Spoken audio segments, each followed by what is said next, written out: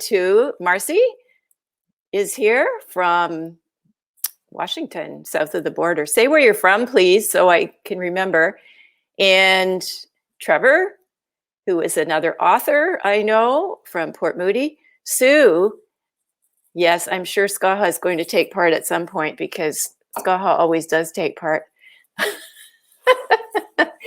And Nadia is in Port Moody, my old neighbor. And yeah, I know, I miss the hood too. I know, I abandoned Port Moody, went to the wilds of the Fraser Valley. Mary, I missed you. Haven't seen you in a long time. David says, I got back from the orchard just in time. Yay! I'm glad you're there. Corrine, very excited for you, my friend. Can't wait to read my copy. I'm so glad you bought a copy. That's awesome. That's awesome. If you do want to get a copy, I'm going to sign some print copies tonight if you're interested. And if you just go to my website, you can see a thing there. It says buy books, and it will tell you how to do that. So I can sign a copy for you and mail it to you like the old way. And it comes in the mailbox. How about that? Leslie, thank you so much. Congratulations from Leslie, another author. And and Corrine is saying she's out on Salt Spring Island, which is one of the most beautiful places in the world. Yes, it is. And Marcy is in Monitor, Washington. Yes, and Marcy and I met, and she's become like a great friend over. We haven't met yet, but we're going to, right, Marcy? As soon as the border opens up again, and we can drive around. Gail Murray is here from Toronto, Canada, from the east, and staying up late. Thank you for doing that. And Lucy, are you having a glass of wine for me? She says, I'll drink to that. Trevor, yeah, it is nice out here. It's very nice out here. And Brian is in downtown Alliston, Ontario, also staying up late. Slancha, Brian is my cousin brother, and yeah, just a great guy. So Slancha, Brian. It's really nice to kind of almost see you. So, does anybody have any? Oh, thank you. Marcy's having some wine for me too. I've actually had a little bit of wine while I was listening to Peter Gabriel because it was just, good thing to do. So, Nalu, hi, how are you? Great to see you. Jackie, oh my gosh. I have to post this. Wait. Jackie is watching from Lo de Marcos in Mexico. That is so cool. That just makes my heart sing. That's amazing. How is it there? What time is it there? Same as here, right? Yeah, I think we're in the same time zone, but a very different place. That's awesome. And Yasmin's here. And Yasmin's going to come on in a few minutes, and we're going to have a little chat. Yasmin is my cover designer. It's 9 o'clock. Oh, there is a change in Mexico in here. Okay, good to know. Good to know. It's so nice that everybody's here. I'm really excited. So a lot happens when you're writing a book. This is the book, and writing a book is a huge thing. It takes over your life. It takes hours and hours and hours and hours and hours and days and years and just so many things. And so you have to do something after you finish a book and you get it to this stage and you send it out into the world. So that's why I wanted to actually do this little launch and celebrate with everybody and just talk a little bit about the book. And so I'm just going to start with, I'm actually going to show you travel slides because don't we all miss seeing, you know, somebody's travel slides? So I'm going to do that. You ready? Okay, here we go. All right.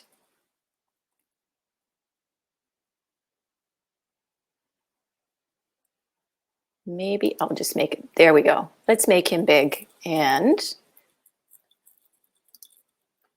get rid of that. Okay. And I'm going to get rid of this too.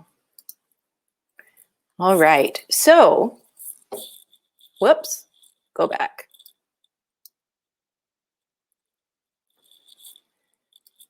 This is going to be a little bit about the research I did for To Kill a King. And if you have questions, please pop them in the chat and I will go back and try and answer your questions. So the tagline on this story is, Sorsa just wanted to warn Rory of his fate until she saw him and fell in love.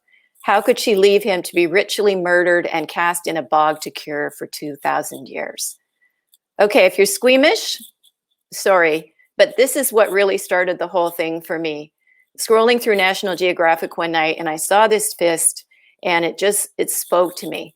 And I just wanted to know how a man could end up ritually murdered and in this kind of condition. 2,200 years at least that he's been in there. He's got manicured fingernails, he has fingerprints, and this is all that's left. And he is officially named Old Croghan Man. He was discovered in a peat bog, so he is one of the bog bodies.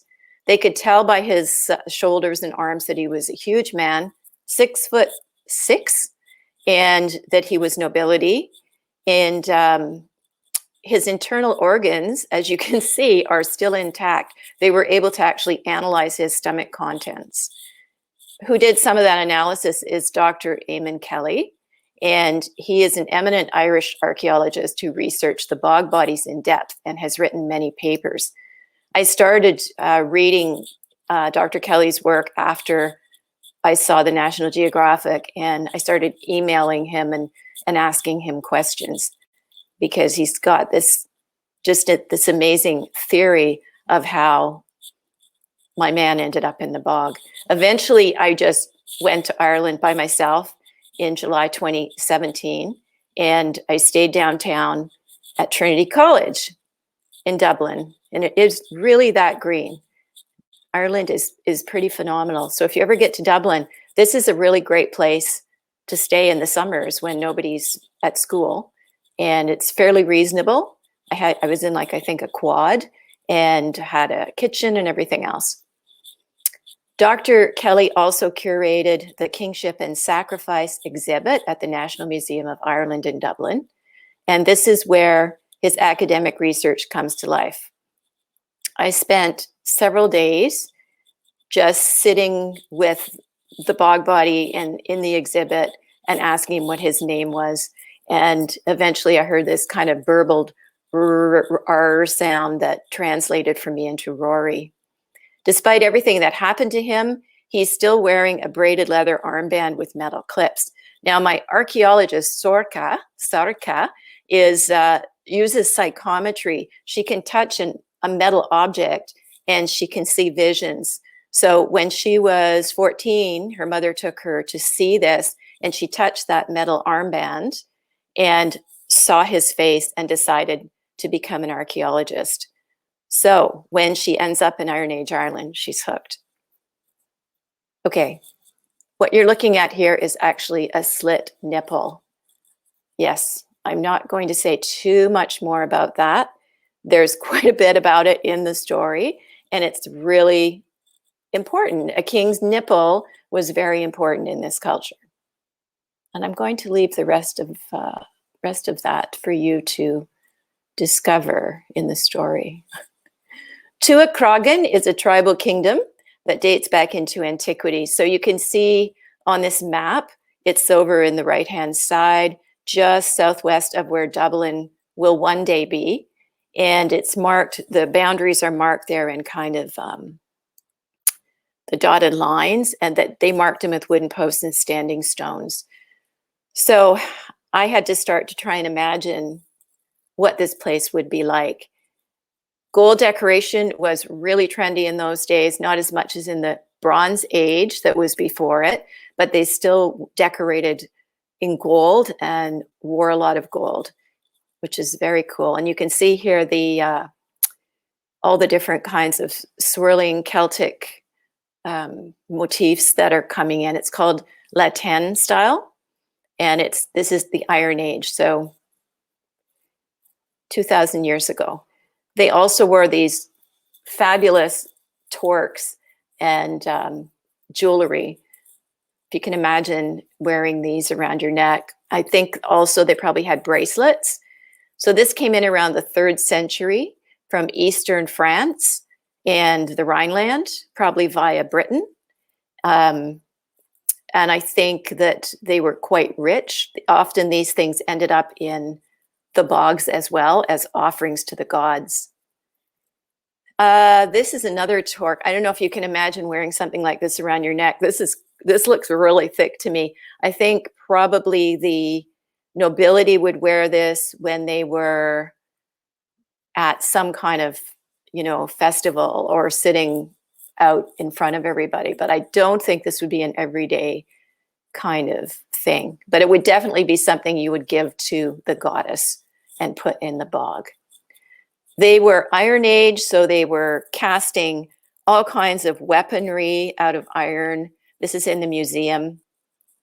They're warriors. There's fighting. There's a lot of raiding for cattle. In the old stories, you're going to hear about cattle raids. There's a cattle raid in Stampede in my story as well, because cows are a big deal. So you thought beef was big then, or beef was big now. It was really big then. They actually used cattle for currency in those days. And so this is the Irish moiled cow, moiled because it's got, sorry, are you seeing me and not the pictures? I really hope not. Are you? I hope not. Okay. Anyway, that would be really bad. But anyway, here we are this is Galway. Sorry, this is Dublin in Grafton Street. And I got kind of, I don't really like a lot of crowds. So after I left Dublin, I went over to the middle of Ireland to a Buddhist monastery because I really wanted to kind of unwind a little bit after being in the city. And it was beautiful there. And then I drove south and I went to Ishnek. Thank you. Now we see you in the pictures. I'm so sorry about that. They're great pictures. Oh no. Okay, I'll just keep going. Ishnek is a ritual center and so Eru, Mother Earth. Sleeping, basically. Yep, that's it. Eru, Mother Earth, the Earth Goddess, rests here. This is her place. And this is the navel of Ireland. So it's, as I said, this is a glacial erratic. This is from the Ice Age. This is not put here by man. And as to whether it marks the exact precise centre of Ireland, well, we wouldn't say so. This whole place does, that'd be too much. But what they did was they dug out this ring barrow, the stitch that goes right around. This is most unusual. And we've aerial photographs of here, and this looks just like a belly button, protruding belly button. Like what? A belly button. That's what it is. It's the belly button of Ireland. It's the belly button of Ireland. And Ishnek is actually a hill, just like Croghan is a hill.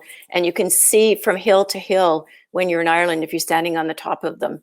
So this was really great because I was able to see what an Iron Age hill fort might look like. I'm going to try.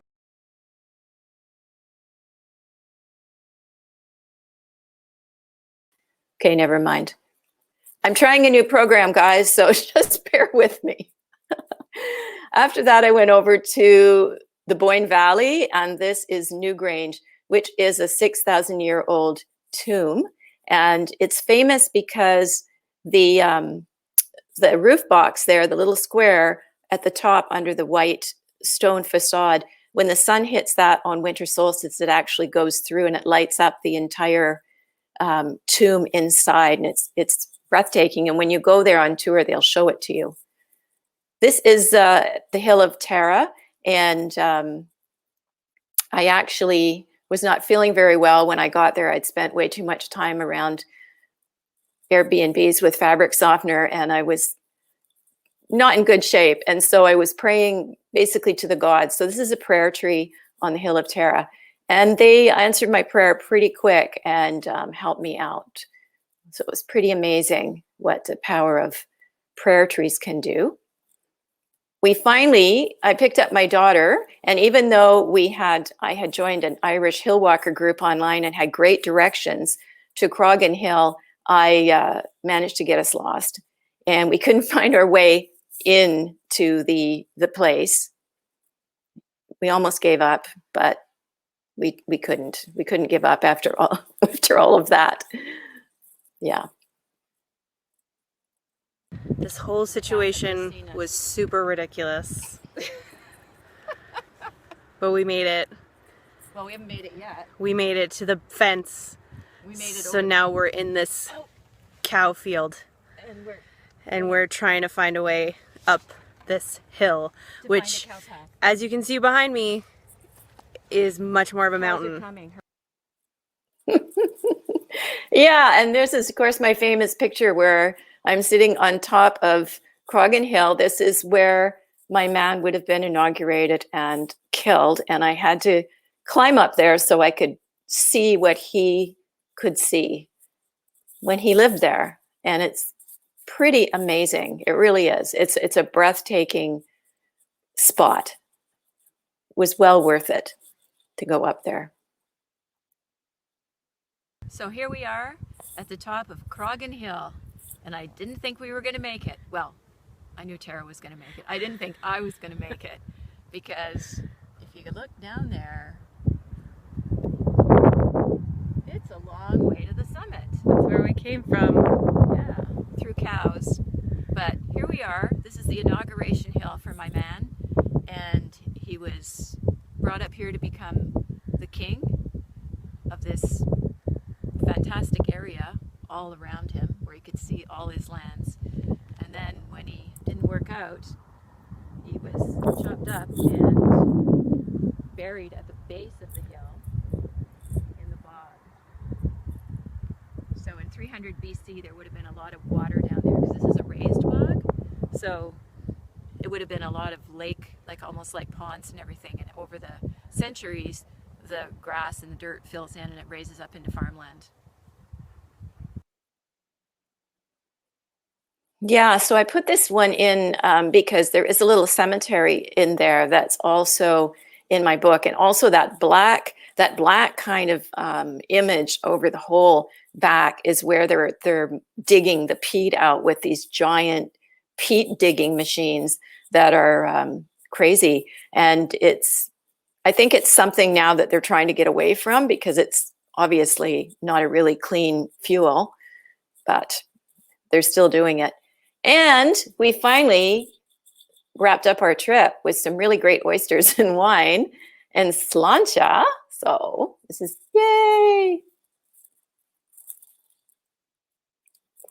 I went home with all of this stuff in my head and all kinds of notes, and let it steam for a couple of years, and didn't write anything.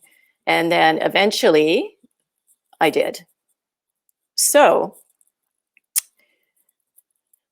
one thing I like to do is, after I imagine these people in my mind, I look for models or actors that will kind of could play them. And Josh Mario John here gave me some really good contemporary inspiration for Rory MacNeil, who is the bog man. Now, Clonny Cavan man is another bog body found around the same time as old Croghan man. He has this amazing 2,000-year-old red hair.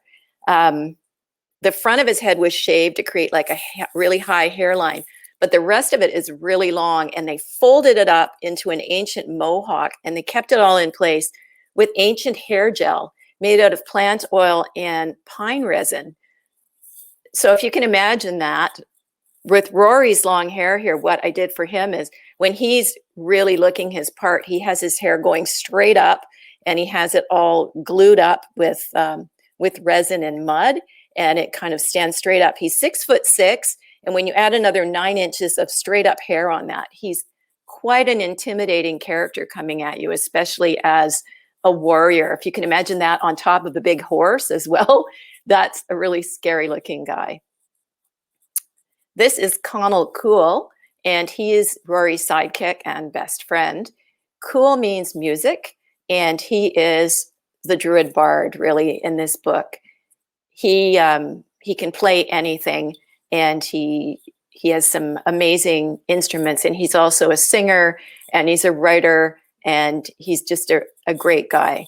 So he plays in the story, he plays something like this, which is the Lochneshed trumpet, and this, if you can imagine this being blown during a cattle raid or when you're going off to war, it makes a really big noise, and they would blast that out. It's quite scary. He also plays stringed instruments like something like a lyre that they would have had then, and different rhythm and things like that. So this is Connell, and he started out really as a kind of a secondary guy, as a sidekick, and he's turned into one of the characters that's the most liked in the book from people who have read it, and he's just a real sweetheart. I gave him Peter Gabriel's voice because, as some of you know, he actually, Peter Gabriel is one of my muses, and I had to figure out how to actually make Peter Gabriel's voice into a descriptive thing. So that was really interesting. Or Brad Pitt from Legends of the Fall. Yeah, okay, yes. So we have a few questions. So I'm just going to take a quick look here. And I'm so apologizing about, I might put that back on again, and if you want me to. And Marcy says she's fascinated by bog bodies too. Yes. Kissing the nipples to show subservience. Is this factual from your research? Now, you have to read the book to actually figure out what the kissing of the nipples is about. So I'm not going to answer that.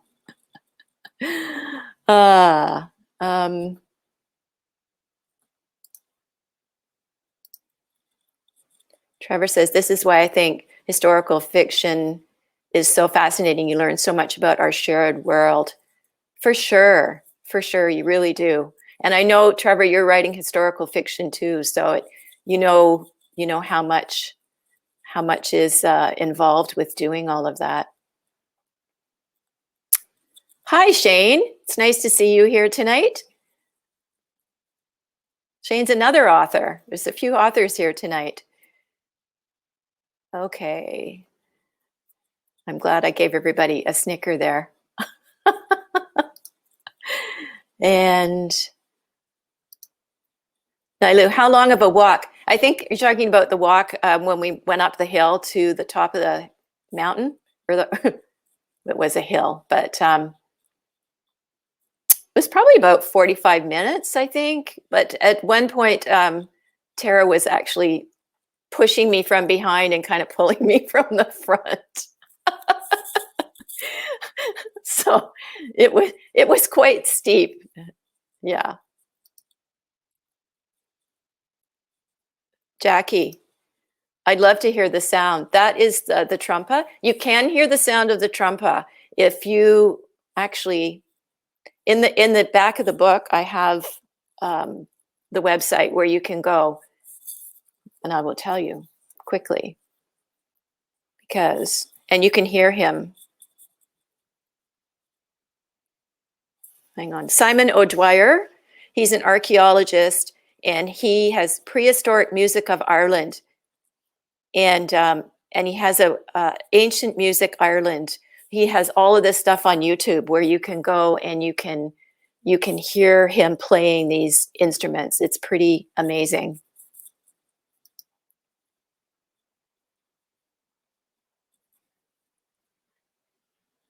Fascinating journey. Right. Okay. Any more questions? And if we have time at the end, I'll put the pictures back up at the beginning so you can see where they are. So what happened is I had written 3 books in this series, and when I got to the end of the 4th, I didn't have a cover, and so I decided I needed to have a new cover. So I'm just going to bring Yasmin up now, and hopefully we will get her going. Okay. Hi, Yasmin. Hi, Wendy. There we are. Thank you. Is that working? Yes, that's working. Yes, it's working. Perfect. So Yasmin and I, we had an interesting meeting. And Nailu and Mary were there too, that are here tonight. We met through Meta Joy, or Joy Bliss, when she was teaching mediumship and psychic development, and we did about a year of mediumship and psychic development together, and it was quite an amazing year. Do you remember any exciting moments from that? Oh, I think every moment of our courses were exciting, because every session we were learning something new, discovering something new about ourselves too. So yeah, we kind of went into it to learn about what would it be like to be a medium. And the first night it was like, okay, you're now going to be a medium, and we were thrown right into it. So it was pretty amazing what we were able to read each other and read all kinds of things. So I got to, after the end of all of this, part of the way through, I discovered that Yasmin was a graphic artist. And so I texted her after and said, do you want to do a book cover? And I remember that I said I've never done it before, but I'm up for the challenge. Mm-hmm. So then we got together on several Zoom meetings, and we're just trying to decide what the book covers would be like. And do you remember anything that? I remember we had a lot of back and forth, because I told you, I don't know the stories. You lent me your books. I read them. Mm-hmm. And so we were coming up with ideas. And then I think while we were chit-chatting, you mentioned that there are tattoos in this story. And I thought, okay, that would be perfect, because then we can design the book cover based on a little detail in the book that is probably a sentence or two, and transform it for the book cover, which is the tattoo designs. And it represents a bit of the personalities of the characters, I think. So it's nice to bring that on the cover. And of course, having the white background with black and a splash of color. So it gives it a very nice, eye-catching. Mm-hmm. Yeah, for sure. It's nice and clean. And then the tattoo really stands out. So then we got to a point where we decided we were going to do tattoos, because several of the characters have tattoos. And then I wanted one tattoo for each of the books that represented the main character in that book, or one of the main characters in that book. And so that's how it ended up. And at the end, we ended up putting the quotes right out of the book on the back cover, so you can actually read what the tattoo is about on the back cover of the book, which was kind of fun to do that too. Yeah. So the first one, I see you've got pictures back there, but the first one is with the horse. Yes. Is Maggie's book, and she went through a kind of a coming of age story into Charma Killer, and she started out very innocent and then got caught up in the witch's charm, and and goes through this big change where she kind of starts dressing goth, and she goes out and gets this tattoo of a horse on her. I don't know my body parts very well. I always ask my daughter, "What is this?" in her arm, and yeah, so it's kind of neat. And the horse for Maggie is a real. It's part of the book. It's a huge part of that book in several ways, and part of her growth. So that's why we ended up with the horse. And then the angel wings, of course, are Estrada's on Estrada's back, go right from his shoulders down to his glutes. And so he's wearing those in the second book. And the third book is The Ravens. Have you got the picture there? The actual drawing? Or, yeah. I have the book. Well, here's the. I have the actual drawing, which I can grab, Yeah. of the ravens. I love this one. Yes. Yes. This is one of my favorites as well. Yes. Get up close. Yeah, gorgeous. Yeah, I had a fun time designing this one. I really had a fun time with this. Yeah. Yeah, it's got blood dripping from its beak. Yes. And a little bit of a spoiler into Render a Raven. If you don't know at this point, the ravens are vampires. So it's effective. And Estrada doesn't have that tattoo in book 3, but he gets it at the end of book 3 to remind himself of what happened in book 3, which I don't want to talk too much about, but it was quite devastating for him and tragic. But he had to fight these vampires and blew them apart kind of with the force of his fist. And so he ends up with this raven tattoo on his bicep. So he's never going to forget what happened to him. And so all of the tattoos have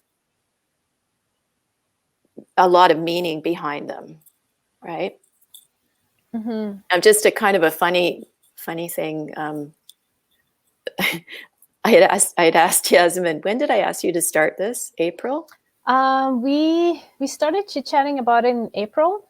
Yeah. Yeah, it was in April. Yeah, Yeah. last year. Yeah. Yeah. And I said, well, there's not too much of a rush. And then I came back and said, well, actually, I need it by June the 30th because there's a special on Ingram Spark, and I want to upload all the new stuff and not have to pay the charges. Because when you're an indie author, guys, you have to pay for all of these things, and it can get quite expensive. So, Yasmin, you thought I meant the first One book. Yes. Yeah. And I'm like, no. I actually need all 3 of them done by June the 30th. So she was amazing. She actually did it, right? It was fun. It was one of my fun projects. I had a very tight deadline, but I think it helped me. I don't know.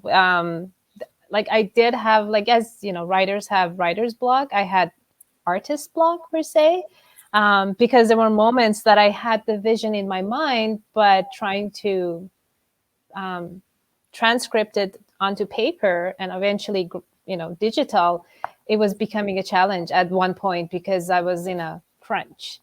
But sorry. But we managed. No, you know what? It worked out really well because it made me really, meditate on it. So. Mm-hmm. And how did you get your inspiration?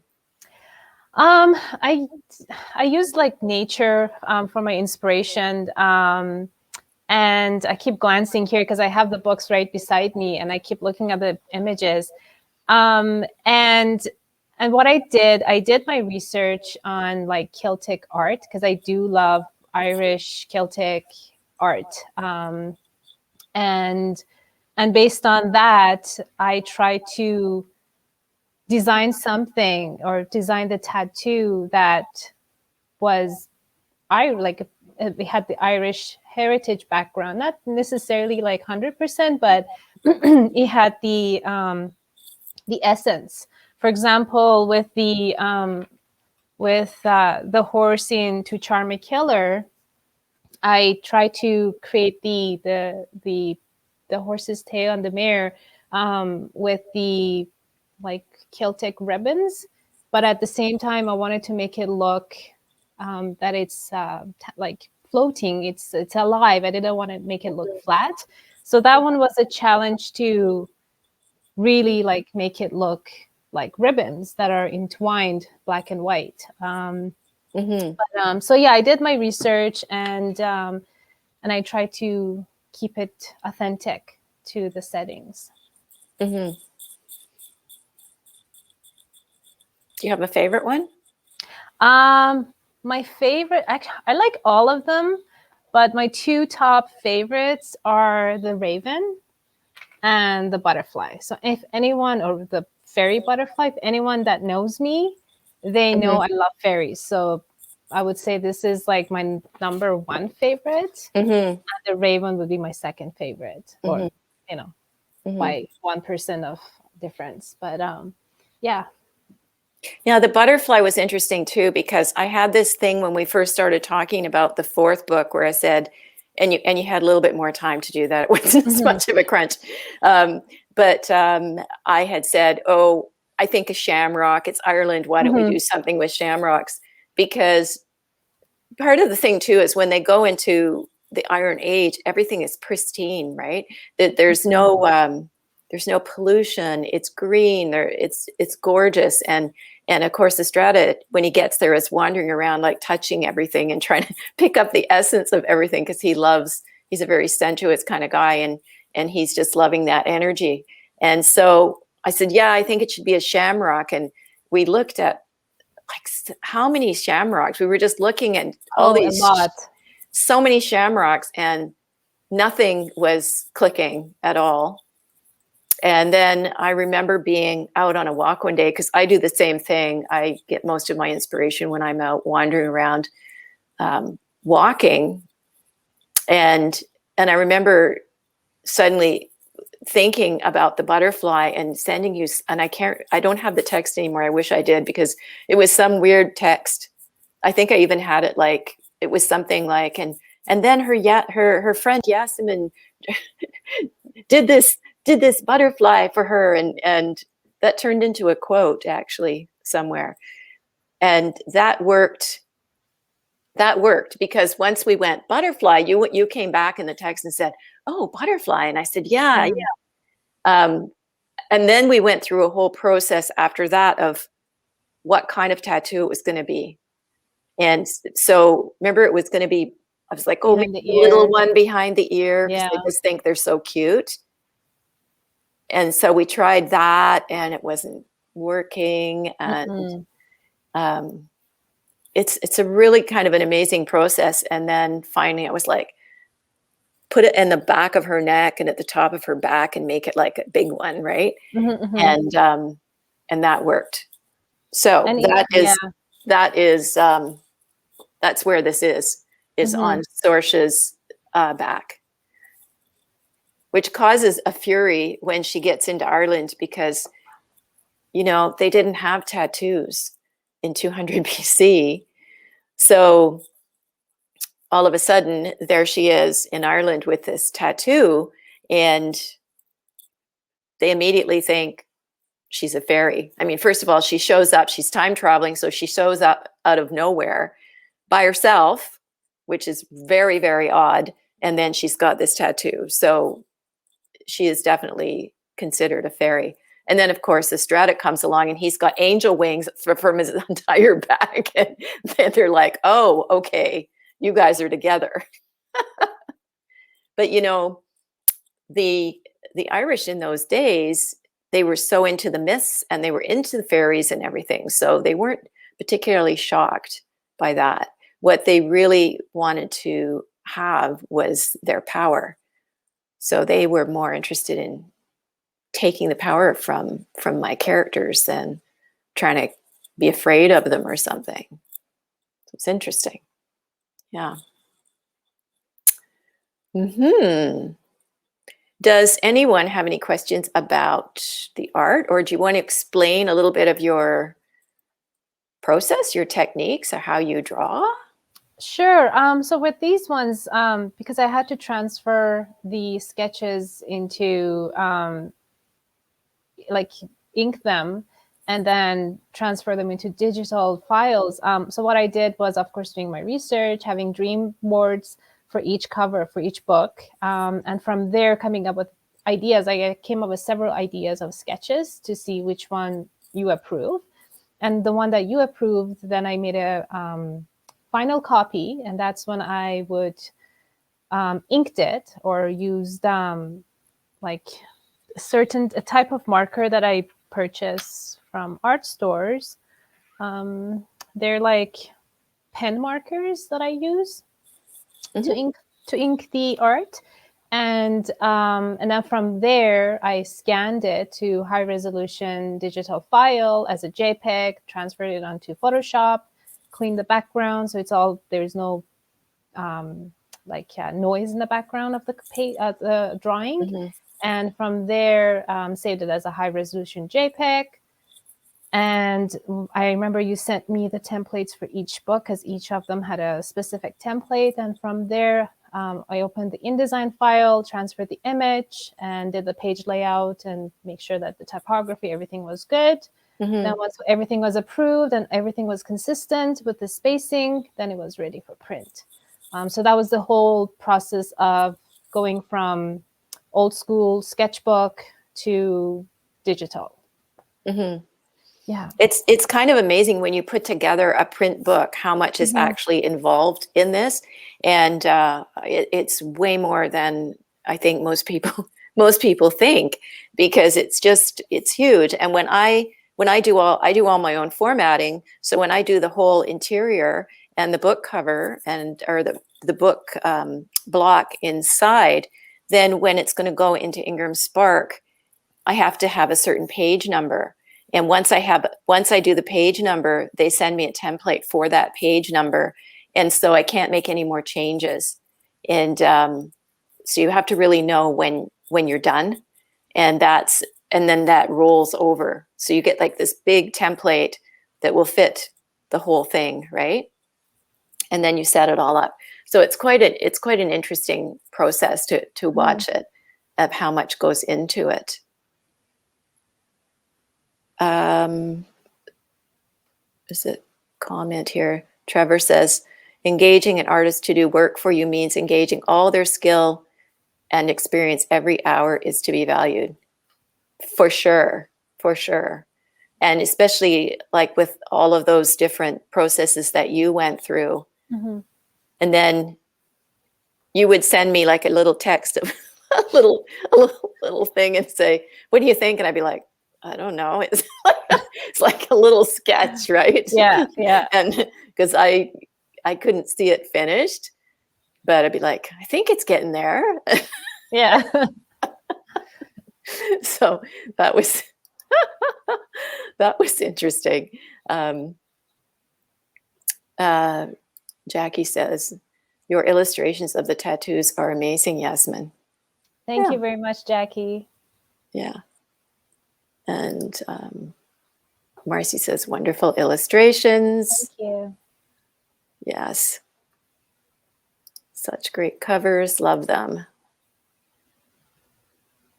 Yeah, I love them too. In fact, I think that what we need to do now is the 3D, a little 3D thing of all of them together. You know, those little images we'll talk about that. Okay. For the ebooks. Oh, okay. Yes. Yeah.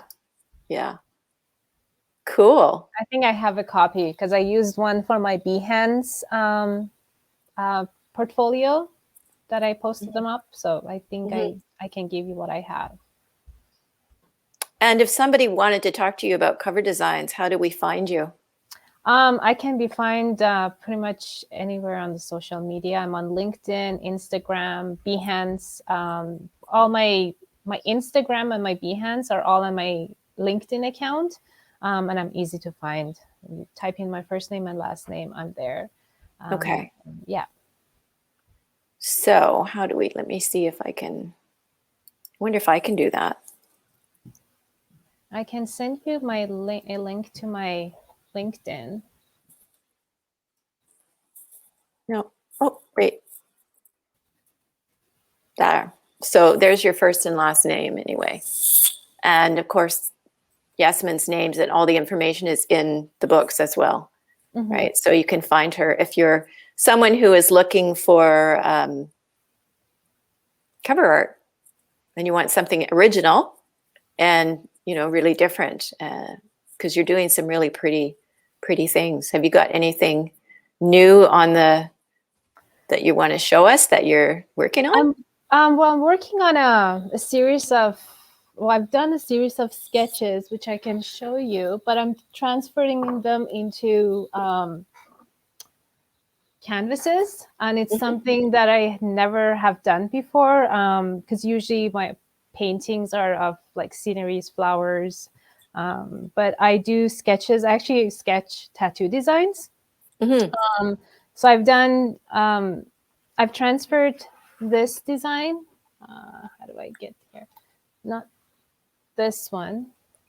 Oh, there we I go. know, it's Yeah. kind of I know. It's so weird when you're it doing is this. weird. Yeah. So this is another tattoo design that I've transferred into onto a canvas.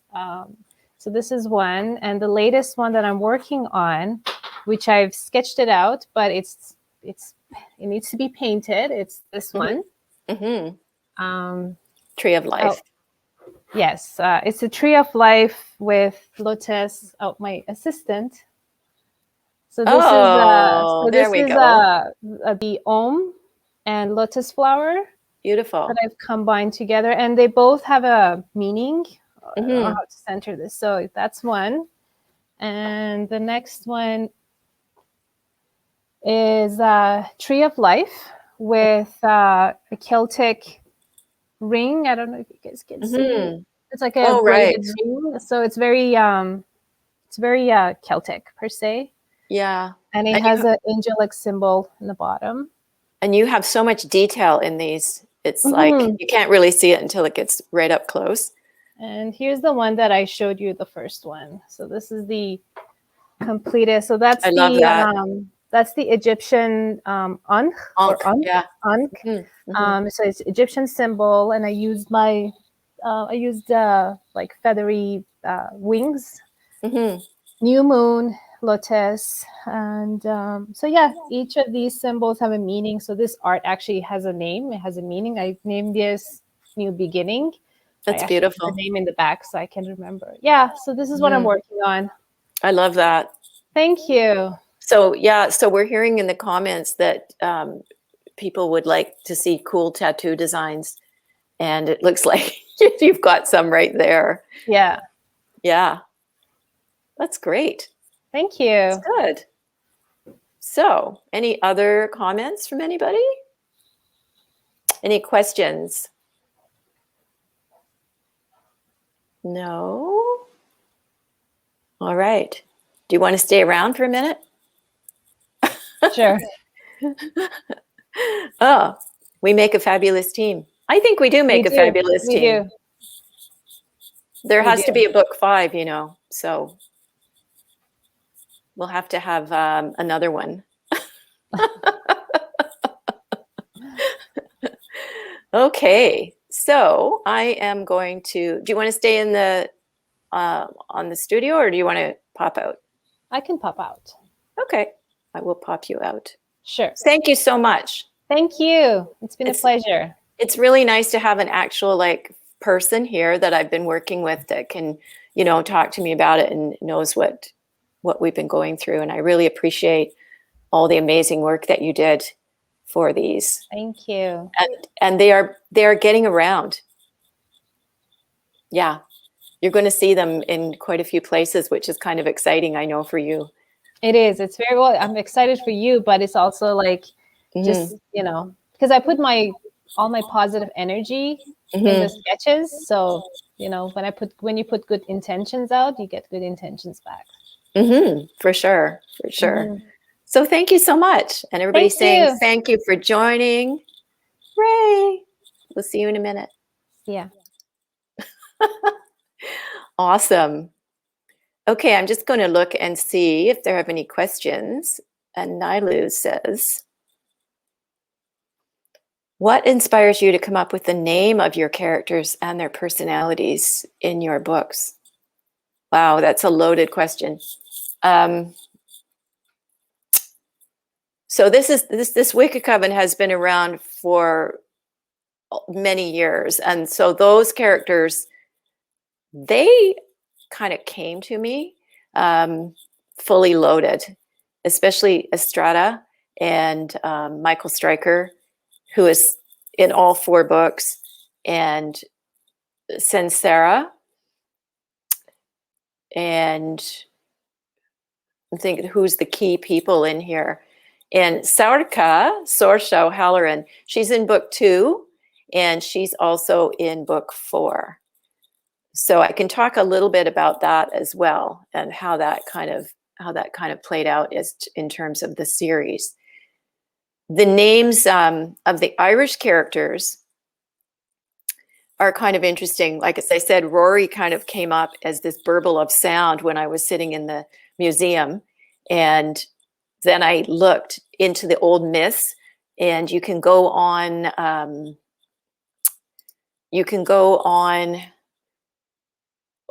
online and look at lines of kings that go way, way back in Ireland. And so I went in there and I looked at possible names of people and what they might be. And so I created Rory in the center, and then a circle of 9 druids around him that would have names close to what they would have had in the research from the old books in Ireland.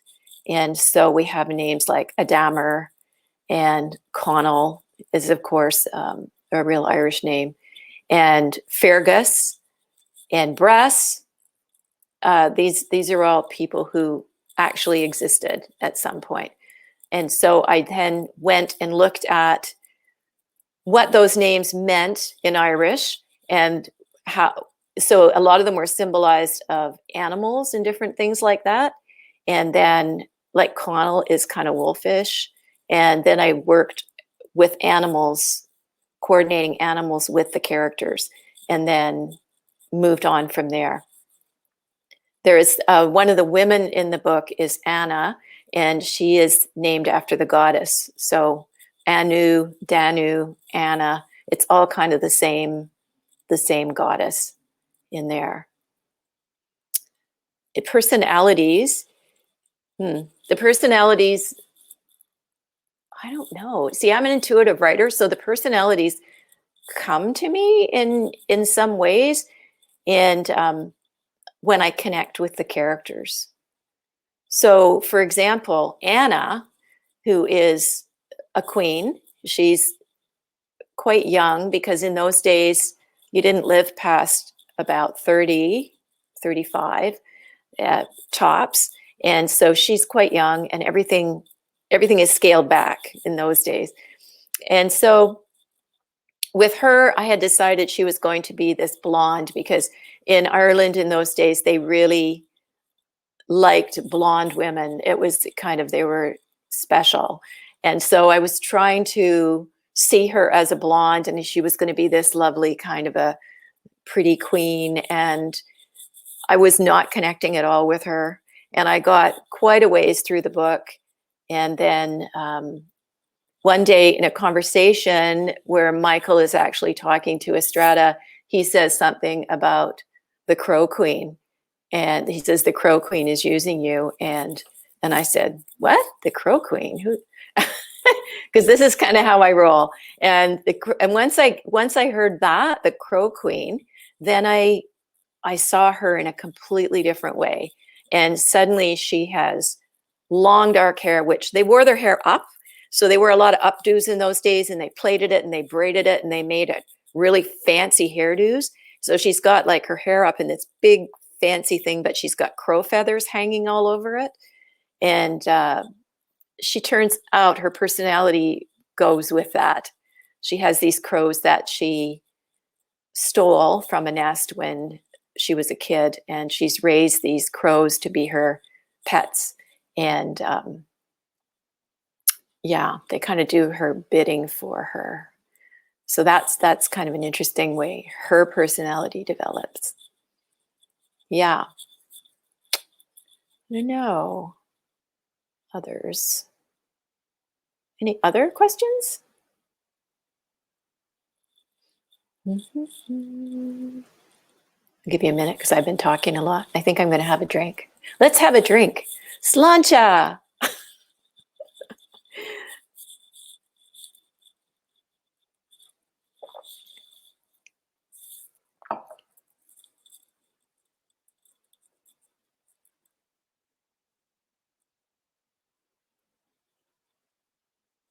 People are writing really nice things here to me, so I want to just say, Nadia is saying your imagination is amazing. Thank you. It's kind of an interesting place to live in my head. So, because the characters become real. And thank you. Appreciating. The characters become very, very real and they become friends. And then I can't really stop writing about them. And that's kind of, the process. I think someone asked earlier on, how long did it actually take to write this from beginning to end, from when I first started. So as I said, I went to Ireland in July 2017, but I had started doing a little bit of research before that. So say I started in around 2017, and here it is now, it's 2021. So there's 4 years there, but I wasn't writing it the whole time. So I brought all my research home, took a couple of years to kind of recover from my trip to Ireland. And in that time, I was writing other things. So I was finishing up Raven and writing. I started another book called Ghostlight, and I had written about 30,000 words for Ghostlight. And then one night, I was really missing Estrada and kind of called out to him, "Where are you? What are you doing?" Because at the end of To Render a Raven, I left Estrada in a really bad place. And I feel really bad about that, but that's just what happens sometimes. And it's not that I even plan these things, because I don't plan my books at all. They just happen organically, I suppose. I'm not somebody who sits down and says, okay, this, and this happens. So I said, "Where are you?" and "I miss you," and "What are you doing?" because I didn't know where he was. And that was about 2019. And the next morning I woke up and I knew where he was. I could see him in this place. I knew what he was going through. I know what kind of space he was in. He was really messed up. And I saw the whole first scene basically for To Kill a King. And I went, "Oh, you're writing the wrong book." So I just stopped writing Ghostlight, and I got out all my Irish research again, and I sort of read it, and then I just started getting into it. And my process is really to say, what happens now? What happens next? And some of the people that I taught a class with last year about my process, Lisa is here tonight, and Joy was in that class, and Tara was in that class. And that process of meditating and getting really quiet and still and saying what happens next, and then going to bed and sleeping on it, I often wake up with dreams or with a whole Technicolor scene going on, like I see visually. So it all happens, and then I sit down at the computer and I type it out, and it's pretty amazing. So that's what happened here, and I just continued writing. I stopped reading everybody else's fiction because I tend to read a lot of fiction. And just a little warning, if you're a writer and you read a lot of fiction, it's great, but it can also really help you procrastinate writing your own stuff.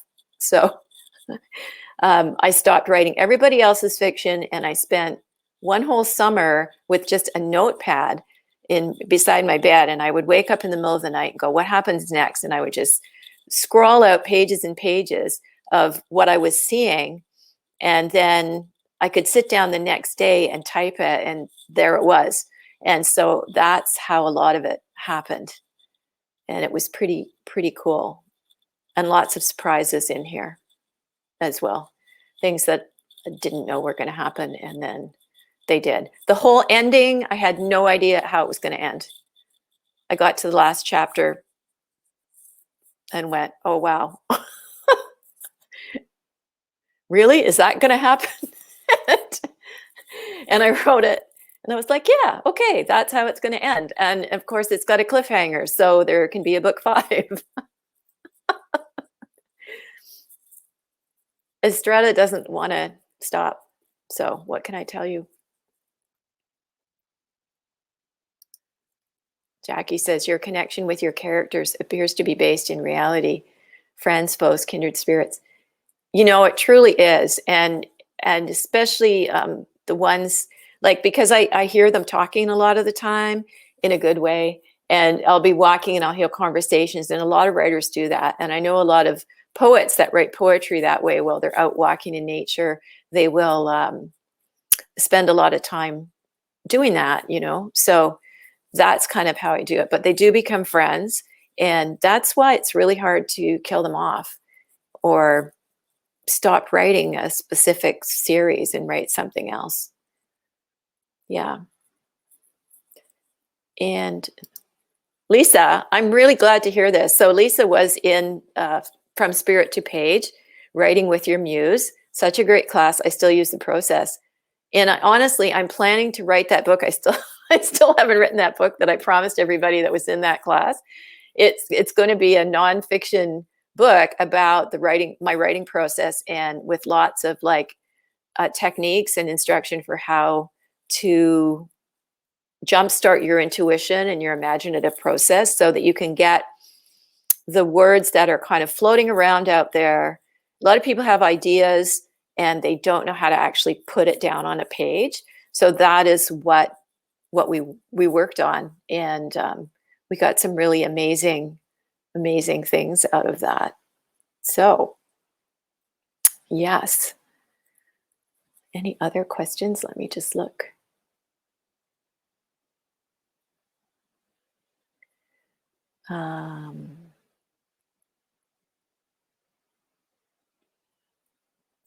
Yasmin has her, if you want to see her, where you can find her, I'll leave that up for a minute. Looking forward to book 5. Yeah, I'm looking forward to book 5 too. I'm actually right now, I just finished writing another book for another series called Lure River Romances. I think it's going to be a romance. I'm not completely sure. It is a romance. It's a small town romance. And I've finished drafting it, and it's been to the developmental editor. And now I'm in the process of doing the revisions for it. But it's not what I would call like a regular romance, because there's a lot of action and adventure in there. I really like writing action and adventure. There's a lot of suspense, and there's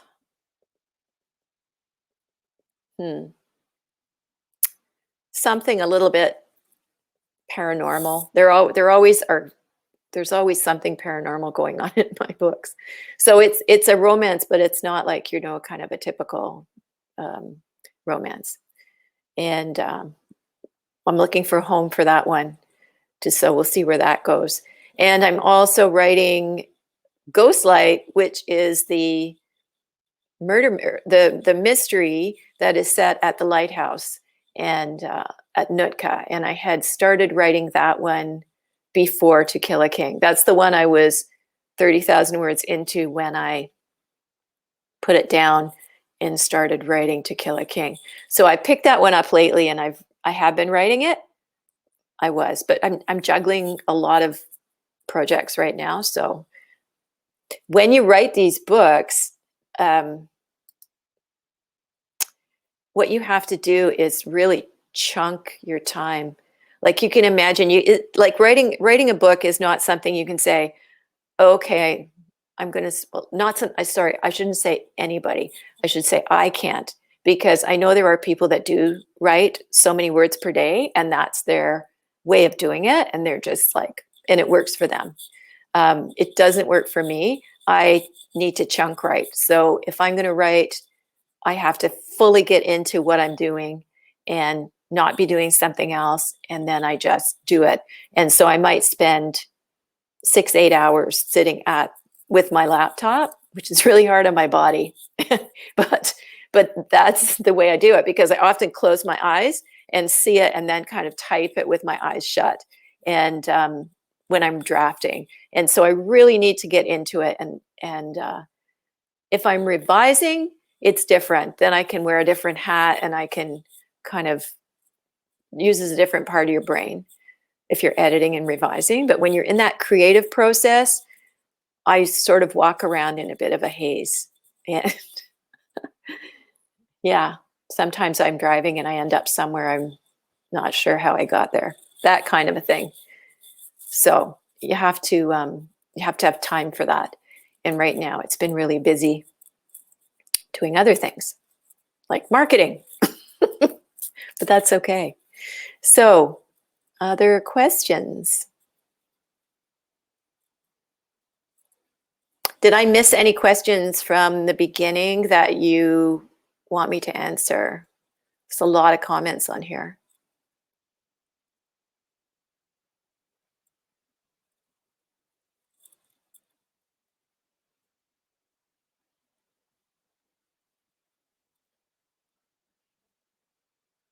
Jackie says, and there are a lot of quirky characters, I'm sure.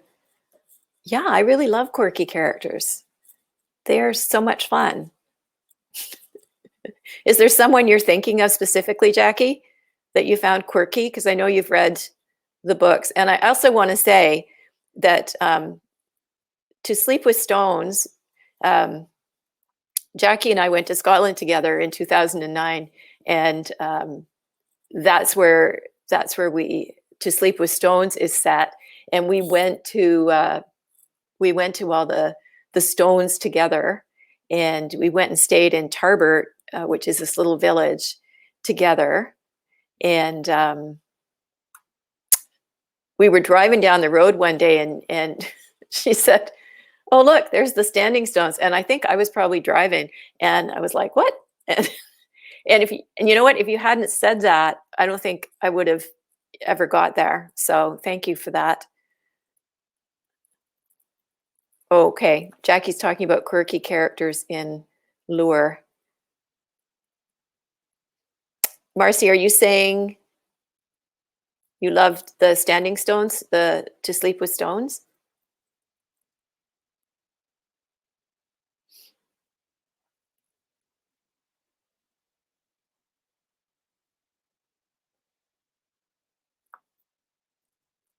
Maybe. So one thing I noticed recently about these books is, because I write them kind of organically, and I'm not planning them out. Like, I'm not like J.K. Rowling, where she says, I'm writing 7 books and this and that and this and that happens. When I wrote To Charm a Killer, I didn't know there was going to be another book. But then there was. And that became Dylan's book. So To Sleep with Stones ends up being Dylan's book in Scotland. And at the same time, Michael Stryker is in Canada, and he's getting in trouble with vampires. and he makes a big mistake with a vampire. And that mistake ends up propelling us into the third book, which is To Render a Raven. Because the mistake he makes with the vampires causes a revenge motif, and the vampires steal Estrada's baby at the beginning of book 3. And they spend the whole book trying to get that baby back. Of course they did. And yeah, so that's that. The stories kind of follow each other. Yeah.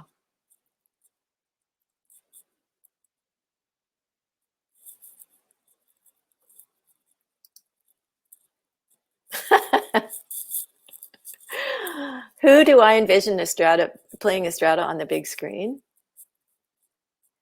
Okay, so I actually have a Pinterest site, a Pinterest board, and I put up my books, and I put all kinds of pictures on there as I'm writing books. So there is a Pinterest board called Estrada is Cool. and I have been seen in my mind for many, many years. I have an image of who Estrada looks like to me, and it may not look like that to you, but he's definitely that for me. And the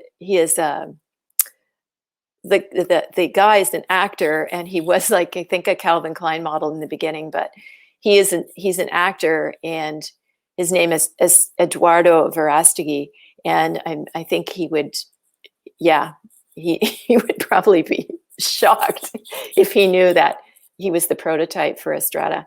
But what can I say? That's kind of what happens.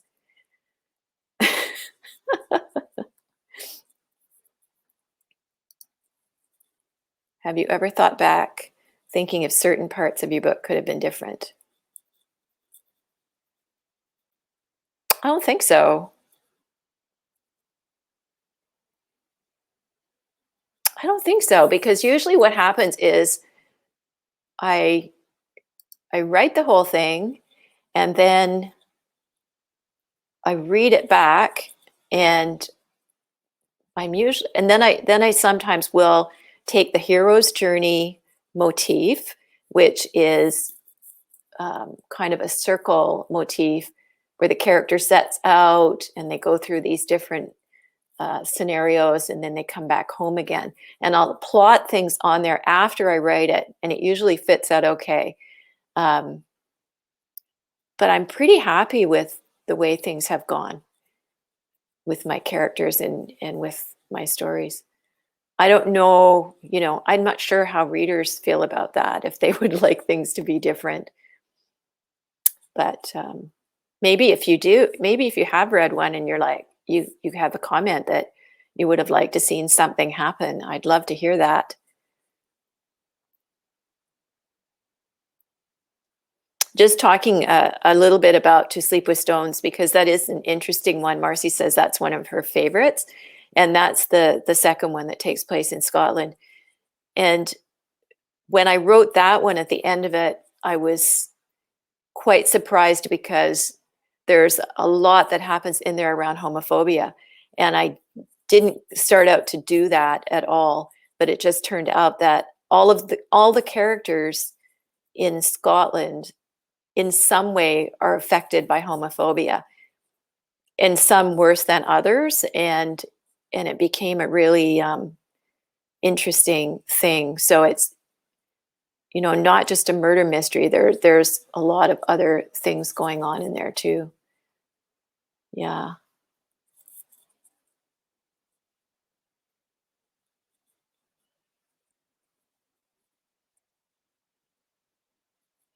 Well, it's 8:16, so I was going to do something. I was going to do a draw for a name in an upcoming book. Is there anybody here that's on YouTube, or is everybody on Facebook? If you're on YouTube, just put a comment in there, because I think we're streaming on YouTube as well. Okay.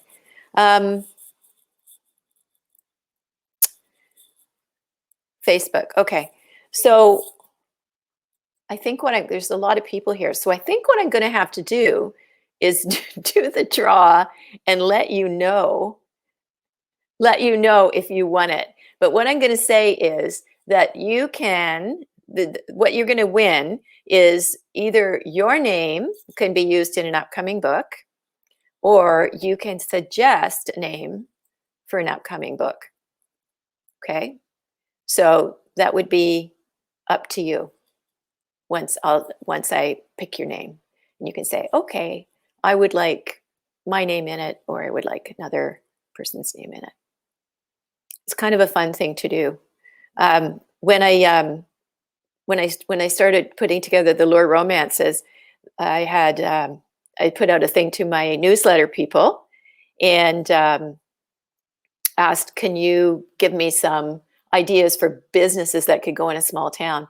And oh my gosh, I had some really great feedback from lots of people, and I have been using that. So Lure has some of your businesses and some names, and yeah, so you will get credit because I took notes for everybody of what they had actually given me. So Gail's asking, are you recording this?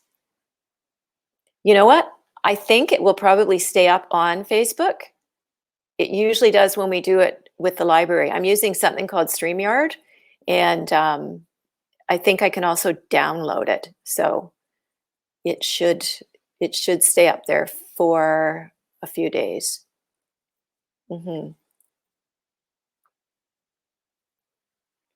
Okay. Any other questions? Let me see.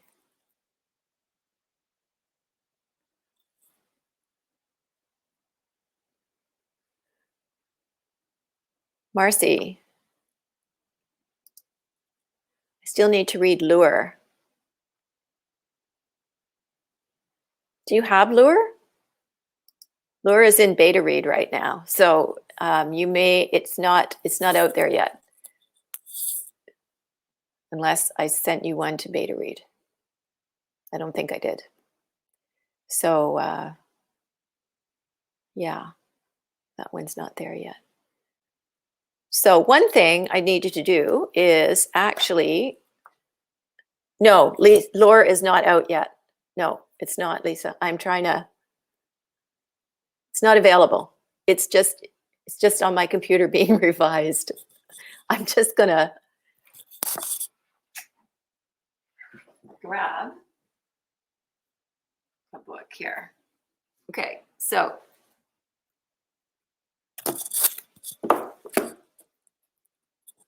Lisa asked me to give her a signed copy, so I'm just going to sign it for her and mail it out. And if you are somebody who's interested in a print book, you can do that by sending me an e-transfer now to bluehavenpress@gmail.com, because I've got that set up now. And on my website, you can actually go there and under buy books, you can do that. So I'm just going to sign this.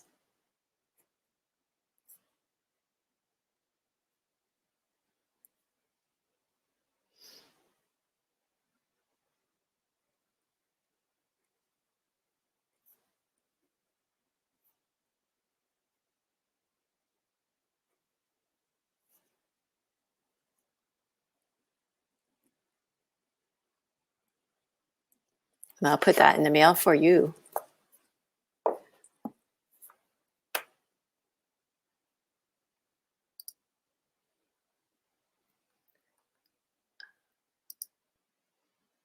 Felt bad I didn't get to see the presentation due to internet. Oh, okay. I know what you're talking about.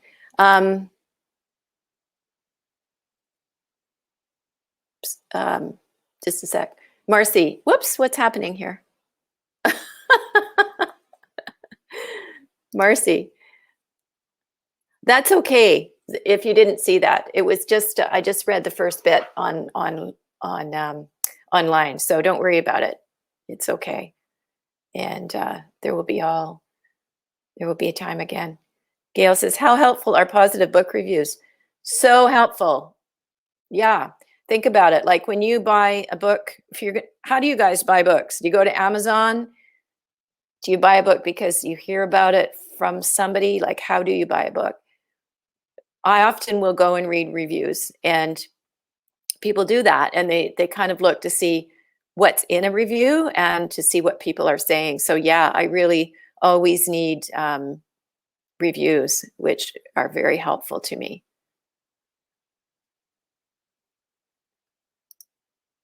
Will you comment on the Bogman's nipples? I'm almost finished the novel. What do you mean, will I comment on the Bogman's nipples? Okay, that must be one of the strangest comments that anyone has ever read at launch. Did you get to see the picture of the Bogman's nipples, or was that one that didn't show?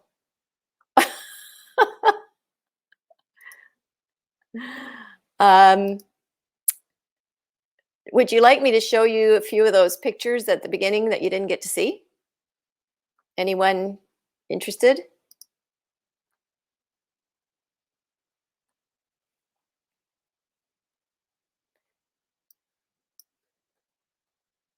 Here, I'll just see if I can do it. Okay, so let's see. I'm going to put this up. There we go. Can you see that now? Can everybody see that? You can still hear me? Okay, so there's Rory. This is another shot of Josh, and where there's the hair sticking up. So you can see it's not quite 9 inches up there, but this is the fist. So here is what's left of him in the Dublin Museum. This is what I was hanging around with. Manicured fingers, he has fingerprints. This is 2,200-year-old hand, if you can imagine. It just blows me away to see this. And look at the size of his hand. I mean, he's got a huge hand there. And this is what's left of his body. So yeah, he's a huge man, big shoulders. His internal organs are still intact. They knew he had buttermilk and cereal for breakfast that morning in a ritual meal. And he was, you know, decapitated and cut up and put in different parts of the bog and then sunk. And this is Dr. Eamon Kelly, the archaeologist that is working on the bog bodies and that put together the Kingship and Sacrifice exhibit in Dublin at the museum. If you ever get to Dublin, you really have to go to the National Museum and see this incredible display. And I've been emailing with Dr. Kelly for a few years now. It's pretty great. This is Trinity College where I stayed.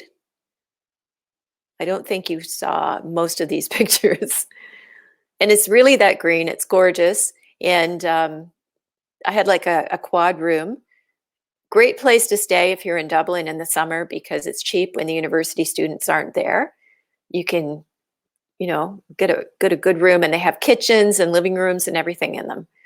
So it's a good way to stay. This is the National Museum, and it's another beautiful place. So if you get a chance, go up there.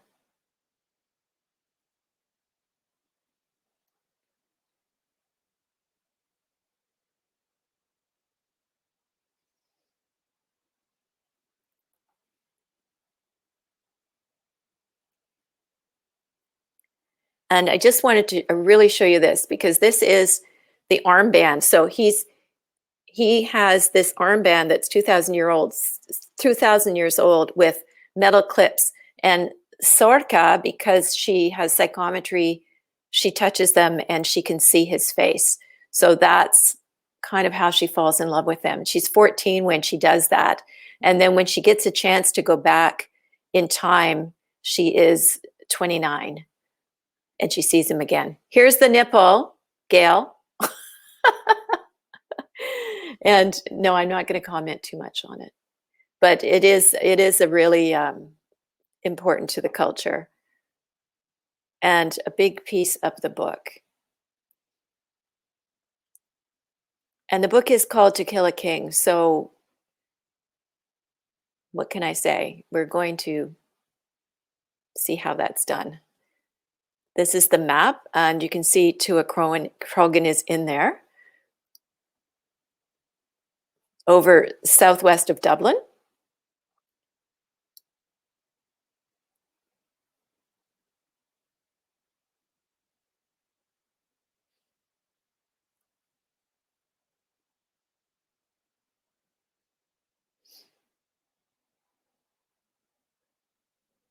And this is about the gold. Just going to push this ahead a little bit. Here are I want one of these, the torques. Torques they're just so gorgeous, aren't they? And imagine having real gold torque like that to wear around your neck. It's just beautiful. From the 3rd century BC that they were making gorgeous things like this. So you can see why blacksmiths were so important in those days. And a big piece of the culture, because the blacksmith kept everything going, really, in the Iron Age. They also made swords. And I can't imagine what it'd be like to actually lift this up and fight with it, because that's a piece of iron. So think about how much that would weigh. I didn't actually ever see how much they weighed. That would be an interesting question, to know how many pounds you're lifting when you lift an iron sword like that. These are the moiled cows. So the dome on their head is the moil. And they're called Irish moiled cows. They're indigenous cows, and they're still around today. They're making a comeback, but they're the oldest cattle breed in Ireland. And they're so cute. And if you ever go to Ireland, there's cows all over the place. They're still a really, really important part of the culture. Of course, dairy is big in Ireland too.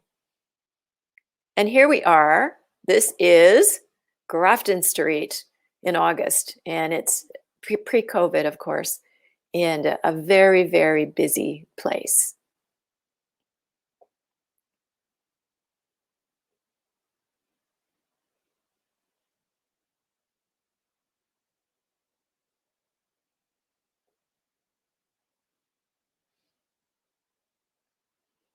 And this is the lovely Buddhist monastery that I stayed at in Cavan.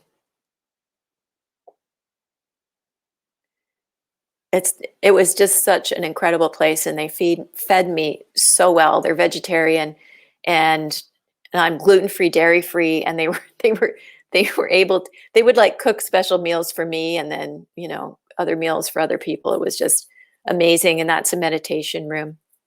So I think that probably that's about where I figured it out that we were watching it. And it's 8:30. I want to really thank everybody for coming tonight, because it really makes me feel so good to see so many people come out and be part of this. You know, when you're going to put on an event, you just never know what's going to happen. So I really appreciate you all coming and being a part of this. And I wish you all have a wonderful evening, and enjoy.